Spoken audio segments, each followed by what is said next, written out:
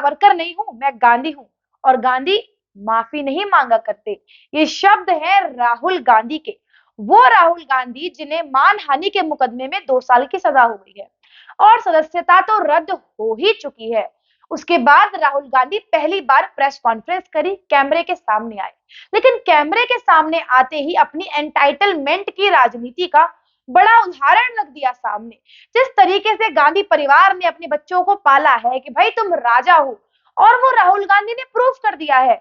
गांधी माफी नहीं मांगा करते, वो राहुल गांधी जो सुप्रीम कोर्ट से 2-2 बार माफी मांग चुके हैं, वो माफी नहीं मांगेंगे।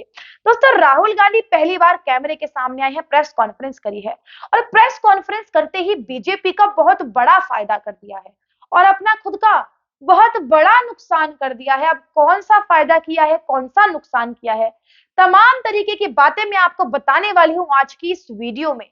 लेकिन सबसे पहली बात, एक बार फिर राहुल गांधी ने अडानी का मुद्दा उठाया है, भाजपा पर सवाल उठाया है और कहा है, सबसे बड़ा बयान राहुल गांधी का जो गोल्ड गोल्ड के शब्दों में लिखा जाएगा कि नरेंद्र मोदी मेरी अगली स्पीच से डरते हैं।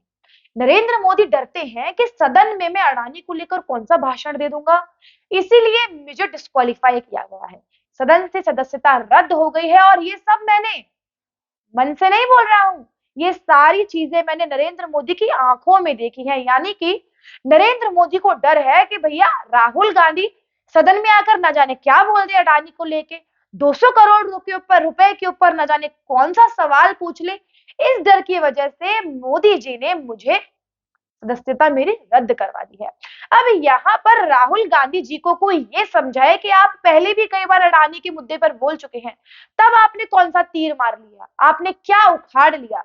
अब एक बार और आप बोलते तो शायद नरेंद्र मोदी को इतना फर्क नहीं पड़ता, लेकिन राहुल गांधी का ये मानना है कि मेरी अगली स्पीच से डर के मुझे पहले ही डिस्क्वालीफाई कर दिया।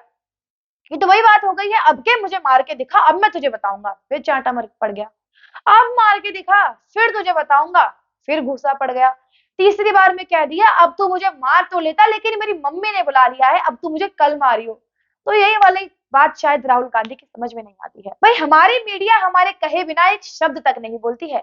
यहाँ प्रेस कॉन्फ्रेंस में राहुल गांधी कुछ बोल रहे थे और ऐसे में एक जर्नलिस्ट ने उन्हें इंटरप्ट किया। तो राहुल गांधी बोलते हैं, राजदीप लेट मी स्पीक, मैं बात कर लेता हूं, अगर तुम्हें बोलना है मेरे बारे में तो तुम बोल सकते हो, लेकिन आज मुझे बोलने दो, हालांकि तुम ऐसा बहुत बार पहले कर चुके हो।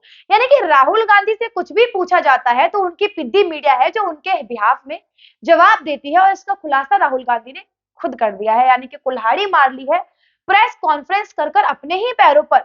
ये वो राहुल गांधी है जब मीडिया का कोई पर्सन बीजेपी से जुड़ा सवाल भी पूछता है तो ये कहते हैं कि तुम बीजेपी के आदमी हो, यहाँ पर बीजेपी का टैग लगा लो और निकलो। एक वीडियो सोशल मीडिया पर बहुत तेजी से वायरल हो रहा है, जहां पर एक व्यक्ति, एक मीडिया पर्सन राहुल गांधी से पूछता है कि बीजेपी का ये सवाल है कि आखिरकार आप आगे क्या करने वाले हैं, 2024 के आपके क्या प्लान है। इस पर बोलते हैं, आप तो बीजेपी के आदमी हैं, बीजेपी ने आपको सिखा पढ़ा कर भेजा है। अरे, वो व्यक्ति खुद आपसे पूछ रहा है कि बीजेपी का सवाल है तो बीजेपी क्या उससे दलाली करवाएगी।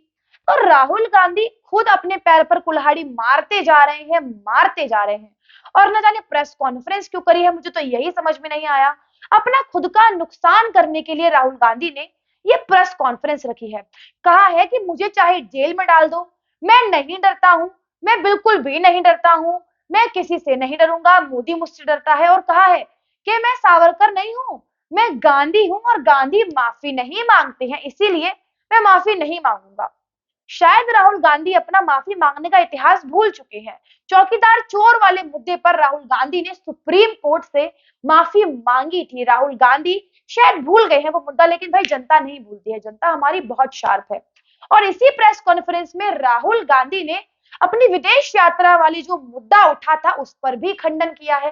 कहा है कि सदन में कहा गया कि मैं विदेशी ताकतों से हेल्प मांग के आया हूं भारत के लिए, लोकतंत्र पर सवाल उठाया है।